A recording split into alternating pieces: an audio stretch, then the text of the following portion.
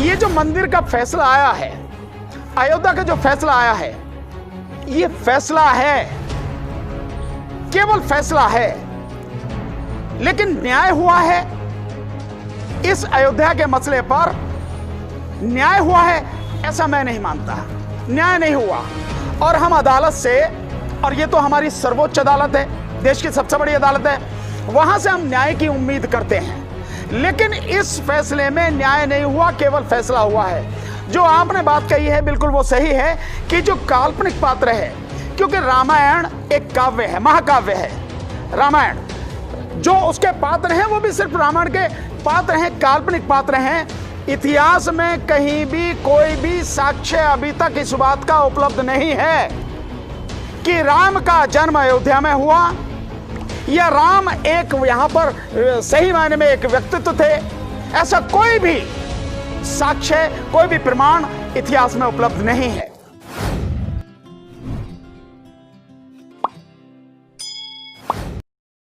एक काव्य है, महाकाव्य है रामायण, जो उसके पात्र हैं वो भी सिर्फ रामायण के पात्र हैं, काल्पनिक पात्र हैं। इतिहास में कहीं भी कोई भी साक्ष्य अभी तक इस बात का उपलब्ध नहीं है कि राम का जन्म अयोध्या में हुआ या राम एक यहां पर सही मायने में एक व्यक्तित्व थे। ऐसा कोई भी साक्ष्य, कोई भी प्रमाण इतिहास में उपलब्ध नहीं है। बल्कि अगर देखा जाए तो जिस तरह का ये ब्राह्मण साहित्य है, ब्राह्मणवादी साहित्य जो है, मनुवादी साहित्य जो है, अगर इसकी माने तो इतने पीछे चला जाता है। द्वापर युग, त्रेता युग, जन कौन कौन से युग की बात करते हैं और एक एक युग ही लाखों लाखों साल का होता है। अगर उससे हम कल्पना करें तो उससे पता लगाएं तो पता लगे कि लाखों साल पहले हुआ था। तो भैया ये आपकी कहाँ की है? जो लिखित इतिहास हमारे पास है वो अगर देखा जाए तो सिंधु घाटी की सभ्यता के बाद का इतिहास है। तो एक काल्पनिक पात्र को माननीय सर्वोच्च न्यायालय ने एक आइडेंटिटी मान के उसे वो जमीन दे दी। अब मैं इस बात को कह रहा हूं कि इसमें न्याय नहीं हुआ, उसके बड़े जायज कारण है। मैं ये मानता हूं कि जो मुकदमा था, कोर्ट के सामने मुकदमा था कि ये जो विवादित जगह है, ये जगह किसकी है। आज तक सुप्रीम कोर्ट भी इस बात को मान रही है कि उस विवादित ढांचे के नीचे कोई मंदिर के अवशेष नहीं मिले, मंदिर के कोई अवशेष नहीं है। और सुप्रीम कोर्ट भी यह मानती है कि मस्जिद में ही मूर्तियां रखी गई थी, वो मंदिर में नहीं रखी गई थी। और सुप्रीम कोर्ट भी मानती है और पूरी दुनिया ने देखा 6 दिसंबर 1992 को वहां पर वो मस्जिद टूटी, मंदिर नहीं टूटा। ये सब मानते हैं। तो इससे यह साफ सिद्ध हो जाता है कि वहां पर मस्जिद थी, मंदिर नहीं था, और मस्जिद तोड़ी गई। जब जिस चीज के आपको वहां पर सबूत ही नहीं मिले हैं, आप उसे जमीन कैसे दे सकते हैं? उसे कैसे मान सकते हैं आइडेंटिटी?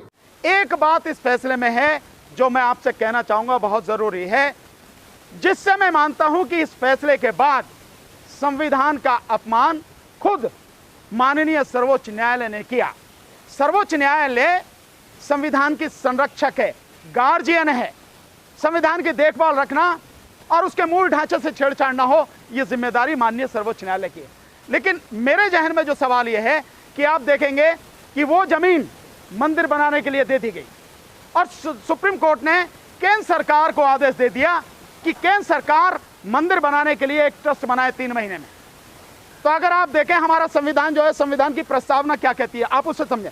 और संविधान की प्रस्तावना मूल ढांचा है, उससे छेड़छाड़ नहीं हो सकती। ये सुप्रीम कोर्ट के कई जजमेंट हैं कॉन्स्टिट्यूशन बेंच के, उसमें कहा गया। और वो कहते हैं, हमारी प्रस्तावना कहती है कि हम भारत के लोग भारत को एक संपूर्ण प्रभुत्व संपन्न समाजवादी पंथ निरपेक्ष लोकतंत्रात्मक गणराज्य बनाने के लिए, इसका मतलब यह है कि समाजवादी पंथ निरपेक्ष का मतलब यह है राज्य का कोई धर्म नहीं है, लोगों का धर्म है, लोगों के अपने अपने धर्म है, वो माने, उनकी स्वतंत्रता दी गई है। जो हमारे जो मौलिक अधिकार है उनमें स्वतंत्रता दी गई, लेकिन राज्य का कोई धर्म नहीं है। पर इस तरह से क्या हुआ कि माननीय सर्वोच्च न्यायालय ने सरकार का, राज्य का एक धर्म बना दिया, जिम्मेदारी दे दी कि भैया मंदिर तू बना, मंदिर बनाने के लिए ट्रस्ट तू बना। तो ये जो है ये असंवैधानिक है और मैं नहीं मानता कि माननीय सर्वोच्च न्यायालय को ऐसा करना चाहिए था। इससे संविधान का उल्लंघन हुआ। वो उस रिपोर्ट बाकायदा कहती है कि वहां पर बुद्धिस्ट कल्चर के भगवान बुद्ध और उनके धर्म से जुड़े हुए वहां पर अवशेष मिले हैं, और जो अवशेष मिले हैं शायद उनके ऊपर ही वो ढांचा रहा होगा। तो उनकी बात भी सुनी जानी चाहिए थी। उन्हें डीलिस्ट क्यों किया गया, उन्हें डीटेक क्यों किया गया, और उन्हें क्यों कहा गया कि बाद में क्या होगा? जब आपने अब डिसाइड ही कर दिया तो बाद में क्या होना है? डिसाइड तो साथ के साथ होना चाहिए। यह भी एक दुर्भाग्यपूर्ण स्थिति है। इसीलिए मैं बार बार कहता हूं, इस देश की न्यायपालिका में कम से कम मुझे कोई विश्वास अब रहा नहीं है। हम न्यायपालिका से उम्मीद करते हैं न्याय की, जैसे संविधान का अनुच्छेद 142 माननीय सर्वोच्च न्यायालय को इनहेरेंट पावर देता, सारी पावर देता है। चाहे किसी भी डॉक्यूमेंट को जहां से भी हो मंगा ले, चाहे किसी भी व्यक्ति को बुला ले, किसी भी संस्था को बुला ले, किसी भी सरकार को बुला ले, और उसके लिए उसमें एक कहा गया है कि कंप्लीट जस्टिस यानी पूर्ण न्याय, संपूर्ण न्याय, उसके लिए सुप्रीम कोर्ट कुछ भी कर सकती है। पर संपूर्ण न्याय के लिए, कंप्लीट जस्टिस के लिए, पर इस मुकदमे में मैं कहता हूं वाकई में न्याय नहीं हुआ। और क्योंकि एक बहुत बड़ा पक्ष जिसके पास ऐतिहासिक साक्ष्य थे, जिसके पास में एएसआई की रिपोर्ट थी, उस बुद्धिस्ट जो पक्ष था उनको सुना ही नहीं गया, तो आप समझ लीजिए क्या न्याय होगा। इसीलिए मैं कह रहा हूं कि न्याय नहीं हुआ, केवल फैसला हुआ है। और जो फैसला हुआ है, जो लोग हैं जो इस फैसले से सहमत नहीं हैं, वो आवाज तो उठाएंगे, और आवाज उठाना हर साथी का एक मौलिक अधिकार है जो संविधान ने उसे दिया है।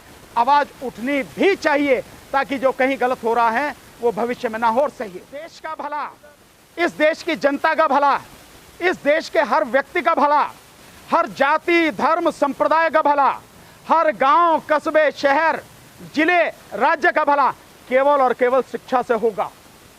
और लोगों को स्कूल की तरफ जाना चाहिए, लोगों को कॉलेजों की तरफ जाना चाहिए, लोगों को शिक्षा के जो मंदिर हैं उनकी तरफ जाना चाहिए, लाइब्रेरी की तरफ जाना चाहिए।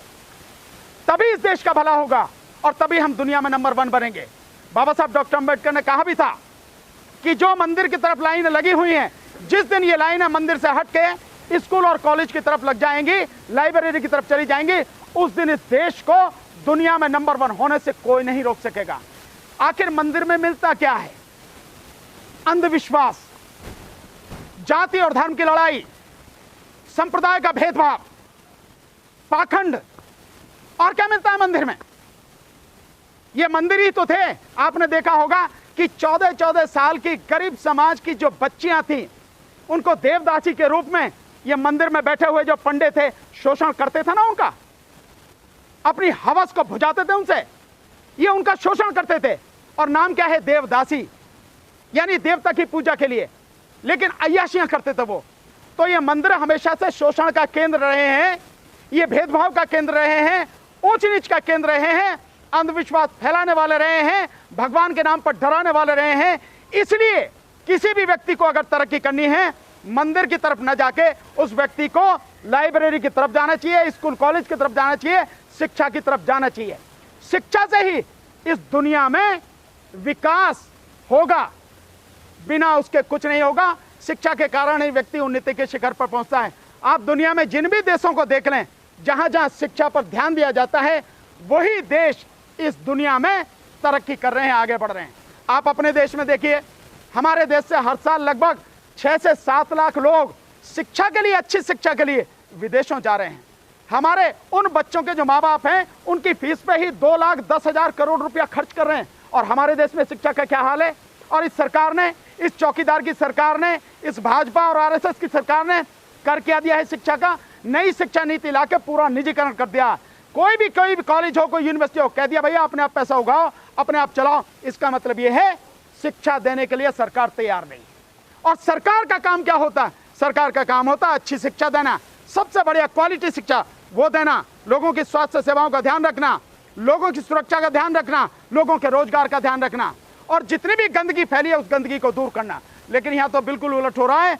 शिक्षा खत्म, रोजगार खत्म, सुरक्षा खत्म, काला धन बढ़ता चला जा रहा है, भ्रष्टाचार सारी सीमाएं पार कर रहा है। प्रदूषण ने, हर साल प्रदूषण से हमारे देश में 25 लाख लोगों की मौत हो जा रही है, वायु और जल प्रदूषण से। यह सरकार का हाल है। तो शिक्षा की तरफ जाएंगे तभी ठीक होगा, अन्यथा नहीं। मंदिर का जितना प्रचार हुआ है, इतने समय से जिसकी लड़ाई चल रही है, पूरी दुनिया में प्रचारित हो गया। अब अगर वहां मंदिर बनेगा तो स्वाभाविक है कि बड़ा मंदिर ही बनाया जाएगा, और जब मंदिर बनाया जाएगा तो हर अंधविश्वासी व्यक्ति, या यूं कहो कि जिसकी उस मंदिर में श्रद्धा है या राम में श्रद्धा है, वो उस मंदिर को देखने जाएगा। तो जितने ज्यादा लोग आएंगे उतना ही मोटा चढ़ावा आएगा। और अभी आपने देखा कि तिरुपति वाले ने तो 100 करोड़ रुपए की बात भी कही है, 1 अरब रुपए देने की बात कही है मंदिर बनाने के लिए।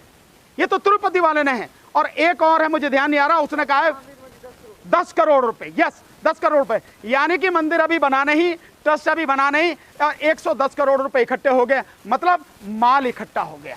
तो ये जो माल आ रहा है, इस माल में भैया सारे पंडे कहेंगे कि मेरा भी हिस्सा हो, मेरा भी हिस्सा हो, सबको चाहिए ना माल। और मंदिरों से माल ही उगाया जाता रहा है। आपने देखा भी होगा, पीछे रिपोर्ट आई थी कि 4 मंदिरों के पास 50 लाख करोड़ रुपए का सोना है। और वो इतना है कि इस देश में अगले 5 साल तक, अगले 50 साल तक लोगों को ना तेल की जरूरत पड़ेगी, वहीं से हो जाएगा, शिक्षा मिल जाएगी, सब कुछ मिल जाएगा। इतनी धन दौलत इन मंदिरों में भरी पड़ी है।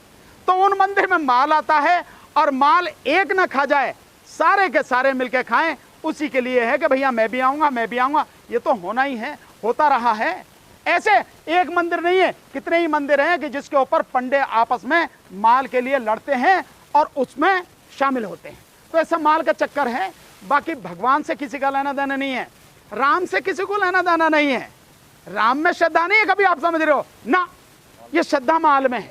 माल मिलेगा राम के नाम पर, इसीलिए सारे दुकान चलेगी बढ़िया, और जितनी बढ़िया दुकान चलेगी उतना ही ज्यादा माल